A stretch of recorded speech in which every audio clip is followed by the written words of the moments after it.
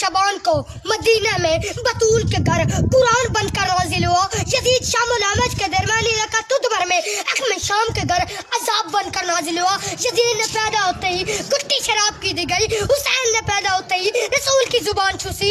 یزید کا نانا بزدل عیسائی خاندان سے تھا. حسین کے نانا سید المرسلین ہاشمی خاندان سے تھا. یزید کی ماں محسور جس کے ناچ گانے کو پسند کر کے اخم شام نے اس کے ساتھ نکاح کیا تھا. حسین کی ماں وہ زہرا تھی جو ایک لمبے کے لیے سجدے سے فرمو چڑھی, جس کے حیا کا نام قرآن تھا, جس کے نوکر کا نام جبرائیل تھا. یزید کا دادا ساری زندگی مخالفت رسول کرتا رہا. حسین کا دادا ابو طالب ساری زندگی حفاظت رسول کرتا رہا.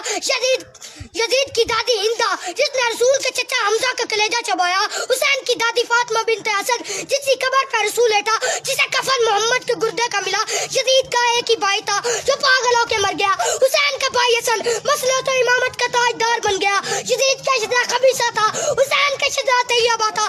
یزید فاتر تھا, حسین نمازی تھا. اسی لیے 26 رجب کو فلیج کے دربار پر کھڑے ہو کر امام حسین علیہ السلام نے یہ جملہ کہا تھا, اب نیند لکھی یزید سے تیری بات کروں تو میں کروں کیسے.